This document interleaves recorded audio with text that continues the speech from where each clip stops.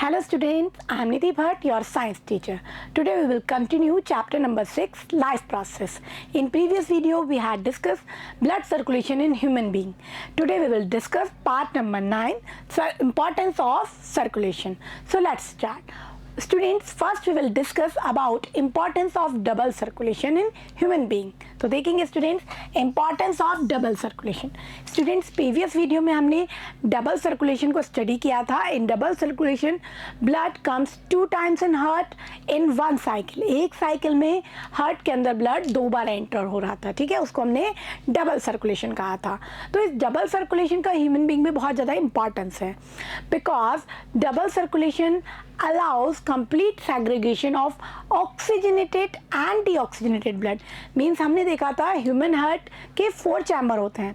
It has 4 chamber, left auricle, left ventricle, right auricle, right ventricle. Left जो part है उसके अंदर oxygenated means oxygen rich blood flow होता है और जो राइट पार्ट है उसके अंदर डीऑक्सीजनेटेड और we can say carbon dioxide rich blood flow होता है. And there are a muscular wall septum between left and right part. Left और राइट पार्ट के बीच में एक मस्कुलर वॉल है दैट इज सेप्टम. उसके कारण जो लेफ्ट और राइट पार्ट है एक दूसरे से कंप्लीटली सेपरेट है और उसके कारण जो ऑक्सीजनेटेड ब्लड है और डीऑक्सीजनेटेड ब्लड है वो कभी भी मिक्स नहीं होता है और ऑक्सीजन का सप्लाई हाईली एफिशिएंट मैनर में होता है. तो देखेंगे students double circulation ensure complete segregation of oxygenated and deoxygenated blood. तो डबल सर्कुलेशन के कारण ही ह्यूमन बॉडी में या हम किसी भी मैमल्स की बात करें उसमें जो ऑक्सीजनेटेड और डीऑक्सीजनेटेड ब्लड है वो कंप्लीटली सेग्रीगेट रहता है, कंप्लीटली एक दूसरे से अलग अलग रहता है. Such separation allows a highly efficient supply of oxygen to the body और उसके कारण ऑक्सीजन का सप्लाई हाईली एफिशिएंट तरीके से हो पाता है. ठीक है, तो डबल सर्कुलेशन के कारण क्या होता है, ऑक्सीजन का सप्लाई फास्ट रेट से होता है. ओके, तो जो भी बर्ड्स हैं और जो मैमल्स हैं उनके अंदर ये डबल सर्कुलेशन का सिस्टम होता है जिसके कारण ऑक्सीजन मैक्सिमम अमाउंट में सप्लाई होती है. तो देखेंगे student this is useful in animal that have high energy needs. तो जिन भी एनिमल्स को high energy needs, high energy requirement होती है उनके अंदर डबल सर्कुलेशन प्रेजेंट होता है. ठीक है, such as birds and mammals. जो भी बर्ड्स फैमिली है क्योंकि वो उनकी एनर्जी नीड्स भी हाई होती है, फ्लाइंग वगैरह जो भी वो मल्टीटास्किंग करते हैं उसमें एनर्जी डिमांड बहुत ज़्यादा होती है. इसी तरह मैमल्स की एनर्जी डिमांड भी ज़्यादा होती है.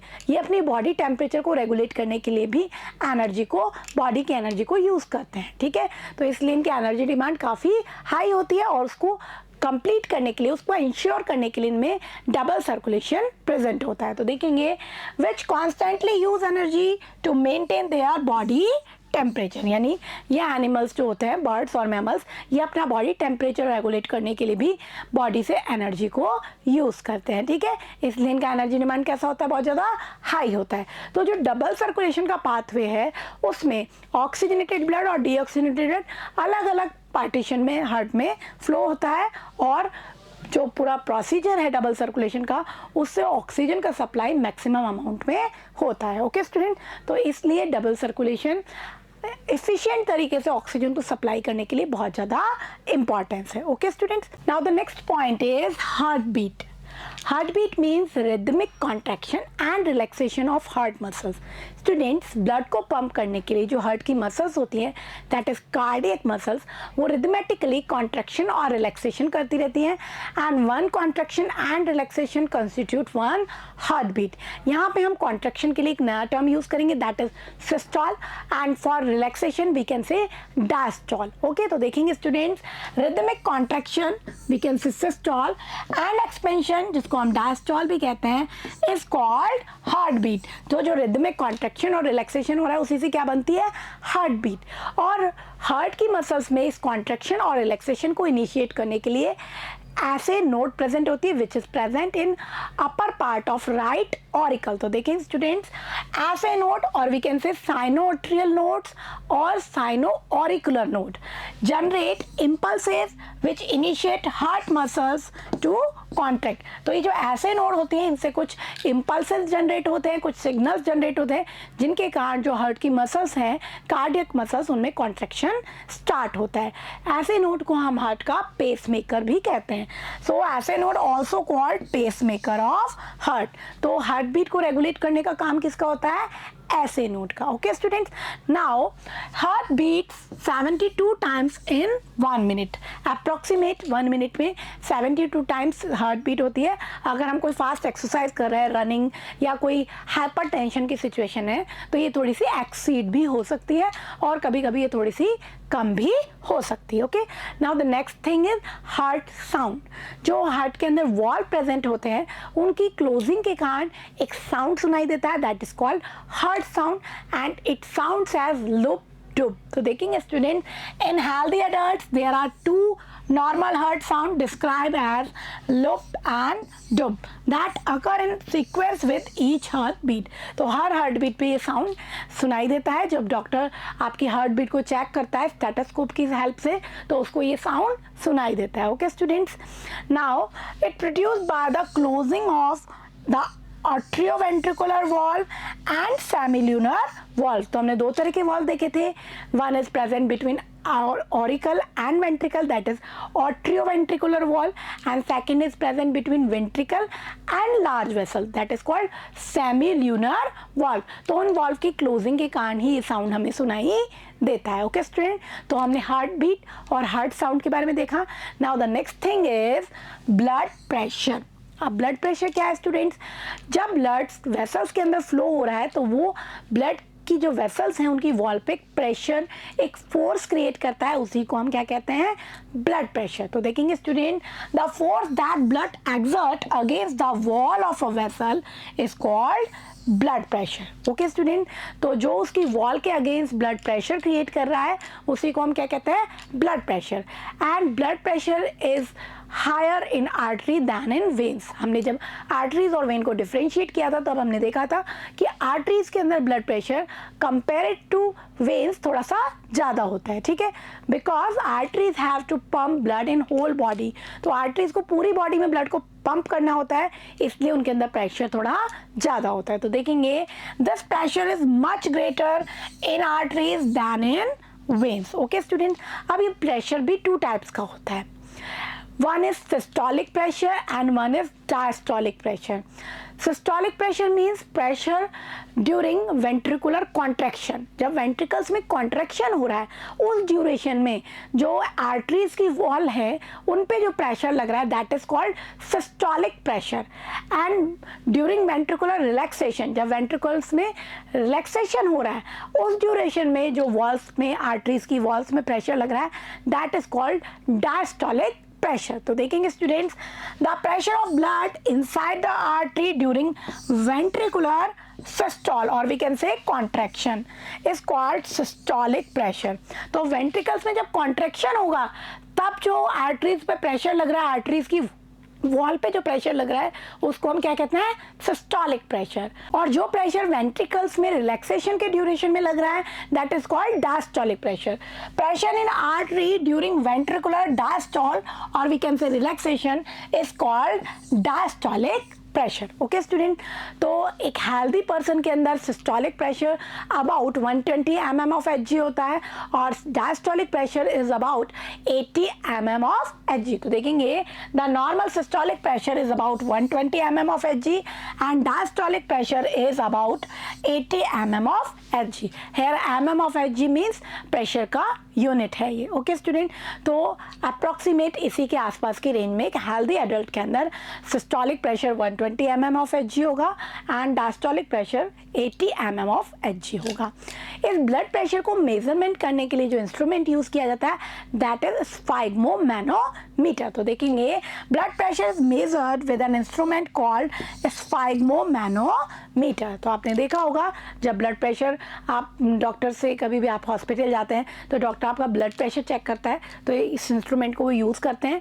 उसमें एक रबर कप होता है जिसको हाथ पे इस तरह से बांध दिया जाता है और एक रबर पंप होता है जिसको प्रेस करते हैं और उससे एक स्टेथोस्कोप अटैच होता है जिसके थ्रू हार्ट बीट को, हार्ट साउंड को डॉक्टर सुनता है और उसके अकॉर्डिंग ब्लड प्रेशर को नोट डाउन कर लेता है। ओके स्टूडेंट, ये जो ब्लड प्रेशर है स्टूडेंट्स, ये कई बार बहुत ज़्यादा इंक्रीज हो जाता है, दैट इज कॉल्ड हाइपरटेंशन। तो देखेंगे high blood pressure is also called hypertension and is caused by constriction of arterioles. जो आर्ट्रियोल्स हैं उसके अंदर कई बार कॉन्स्ट्रिक्शन हो जाता है, कोलेस्ट्रॉल के डिपोजिशन होने के कारण कुछ ब्लॉकेज उसमें हो जाता है, जिससे क्या होता है उसमें प्रेशर बहुत ज़्यादा इंक्रीज हो जाता है। उस सिचुएशन को हम क्या कहते हैं, हाइपरटेंशन। अगर ये सिचुएशन बहुत लंबे टाइम तक रहती है तो आर्टरीज में रप्चर भी हो सकता है, आर्टरीज बर्स्ट भी हो सकती है and it can cause internal bleeding और it can also cause death। तो देखेंगे स्टूडेंट, which result in increased resistance to blood flow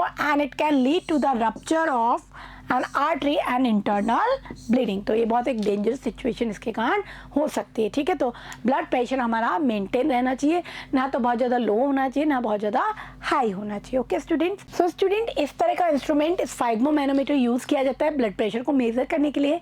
इसमें इस तरह का एक रबर कफ होता है जिसको हैंड पे इस तरह से बांध दिया जाता है और इसके साथ स्टेथोस्कोप अटैच होता है, जिससे जो हार्ट साउंड है, जो ऑडिबल साउंड है, उसको डॉक्टर सुनता है और उसके अकॉर्डिंग ब्लड प्रेशर को मेजर करता है। Okay student, now the next point is circulation in other organism. तो हमने ह्यूमन बीइंग का सर्कुलेशन डिटेल में स्टडी कर लिया है। अब हम कुछ other organism like fish, reptiles, amphibians, इनके अंदर किस तरह का ब्लड सर्कुलेशन होता है उसको देखेंगे। So first we start in fishes. In fishes they are two chamber heart. Fishes का जो हार्ट होता है वो कैसा होता है, टू चैम्बर्ड होता है, one auricle and one ventricle. So they have two chambered heart, one auricle and one ventricle.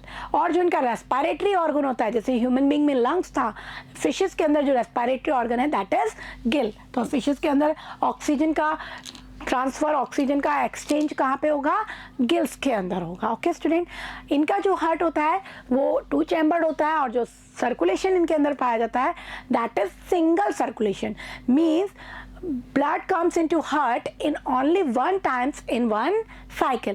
यानी एक साइकिल कंप्लीट करने में ब्लड हार्ट के अंदर एक बार ही एंटर होता है। तो देखेंगे they follow single circulation, means blood passes once through the heart in one cycle. यानी एक साइकिल कंप्लीट करने में ब्लड जो है हार्ट में एक बार ही पास होता है। Okay student, fishes have venous heart. Fish में कैसा हार्ट होता है, venous heart, means only deoxygenated blood comes into heart, only deoxygenated blood comes into heart। Heart में केवल deoxygenated blood ही इसमें आता है। From heart deoxygenated blood goes into gills and gill capillaries for oxygenation।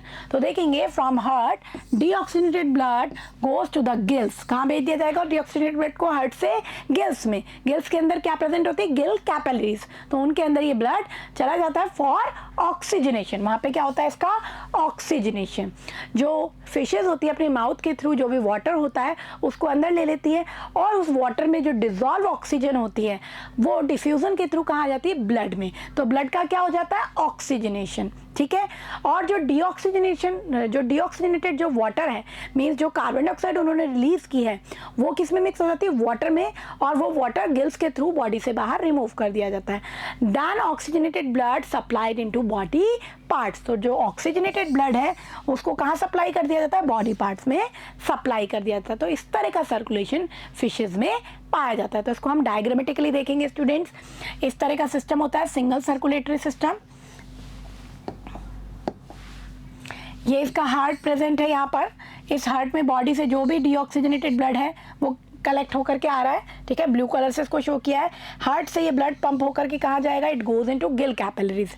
Gill capillaries में क्या होगा, इनका oxygenation होगा। तो जो भी वाटर में डिजॉल्व ऑक्सीजन है वो ब्लड में मिक्स हो जाएगी और ब्लड प्योर हो जाएगा, मीन्स ऑक्सीजनेटेड हो जाएगा। Then oxygenated blood goes into body parts. तो ऑक्सीजनेटेड ब्लड यहाँ से पूरी बॉडी में सप्लाई हो जाएगा। ठीक है, तो इस तरह का जो सर्कुलेशन है फिशेज में पाया जाता है। Now the next thing is circulation in amphibian and reptiles. तो हम एम्फीबियन और रेप्टाइल्स में किस तरह से सर्कुलेशन होता है student, in amphibian and reptile there are 3 chamber heart. तो जैसे ह्यूमन बीइंग में कैसा था, 4 चैम्बर्ड हार्ट था, एम्फीबियन और रेप्टाइल में हार्ट के कितने चैम्बर होंगे, 3, 2 ऑरिकल एंड 1 वेंट्रिकल। तो देखेंगे student, they have 3 chambered heart, 2 auricle and 1 ventricle. ठीक है, इसका एक एक्सेप्शन है, दैट इज क्रोकोडाइल। ठीक है, क्रोकोडाइल के अंदर 4 चैम्बर हार्ट ही होता है। ठीक है, अब क्या होता है, इनमें 2 ऑरिकल है और 1 वेंट्रिकल है, तो जो ब्लड है ऑक्सीजनेटेड और डीऑक्सीजनेटेड उसकी थोड़ी बहुत यहाँ पे मिक्सिंग हो जाती है, बट इस मिक्सिंग को ये टॉलरेट कर सकते हैं क्योंकि इनकी energy demand human being, mammals और बर्ड्स की थोड़ी कम होती है, इसलिए यहाँ पे थोड़ी बहुत मिक्सिंग से इनको कोई भी फर्क नहीं पड़ता। देखेंगे, they can tolerate some mixing of oxygenated and deoxygenated blood. They do not use energy to maintain their body temperature, क्योंकि अपने बॉडी टेम्परेचर को मेंटेन करने के लिए एनर्जी को यूज़ नहीं करते हैं, इसलिए इनका energy demand comparative to birds और मैमल्स थोड़ा कम होता है, इसलिए इनमें ऑक्सीजनेटेड और डीऑक्सीजनेटेड ब्लड की थोड़ी सी मिक्सिंग भी हो जाती है। ठीक है, तो इनका जो बॉडी टेम्परेचर है वो किस पे डिपेंड करता है, it depends on environment. Body temperature depends on environment. Okay, तो इस तरह का ब्लड सर्कुलेशन इनमें प्रेजेंट होता है। तो स्टूडेंट, हमारा जो आज का टॉपिक था ये कंप्लीट हो गया, इसको अब हम समराइज कर लेते हैं। So student, today we first discuss importance of double circulation. Double circulation ensure complete separation of oxygenated blood and deoxygenated blood, which is required for efficient supply of oxygen that is useful in birds and mammals because their energy demand is high. तो double circulation के कारण oxygenated और deoxygenated blood separate रहता है और oxygen का maximum amount में supply होता है, जिससे जो बर्ड्स और मैमल्स हैं उनकी जो हाई एनर्जी डिमांड है उसको कंप्लीट किया जा सके। Then we discuss about heartbeat. Rhythmic contraction and relaxation constitute heartbeat. And assay node regulate heartbeat and they initiate contraction of heart muscles. तो ऐसे नोट के कारण ही हार्ट की मसल्स में कॉन्ट्रैक्शन स्टार्ट होते हैं। Heart sounds as lub dub due to closing of valves. तो जो वॉल्व्स क्लोज होते हैं हार्ट के, उसके कारण हार्ट का एक साउंड सुनाई देता है, that is lub dub. Then we discuss about blood pressure. Blood exert pressure against the wall of vessel is called blood pressure. The pressure during contraction of ventricles is called systolic pressure, and the pressure during relaxation of ventricles is called diastolic pressure. Systolic pressure is about 120 mm of Hg and diastolic pressure is about 80 mm of Hg. Blood pressure can be measured by sphygmomanometer. Then we discuss blood circulation in fishes. In fishes, 2 chamber heart is present and they follow single circulation, means blood comes into heart only one time in one cycle. हमने देखा they have venous heart, only deoxygenated blood comes into heart and heart pump this deoxygenated blood to gills for oxygenation. Then oxygenated blood supplied to all body parts. Then we discussed blood circulation in amphibian and reptile. They have 3 chamber heart, 2 auricle and 1 ventricle. So some mixing of oxygenated and deoxygenated blood occurs. तो यहाँ पे कुछ mixing हो जाती है, but they can tolerate this mixing because their energy demand is low. Okay student, तो ये सभी टॉपिक हमने आज डिस्कस किए। आई होप सभी पार्ट्स आपको अच्छे से क्लियर होंगे, इनको अच्छे से लर्न करेंगे। In next video we will discuss transportation in plants. तब तक इसको अच्छे से लर्न करेंगे। Thank you.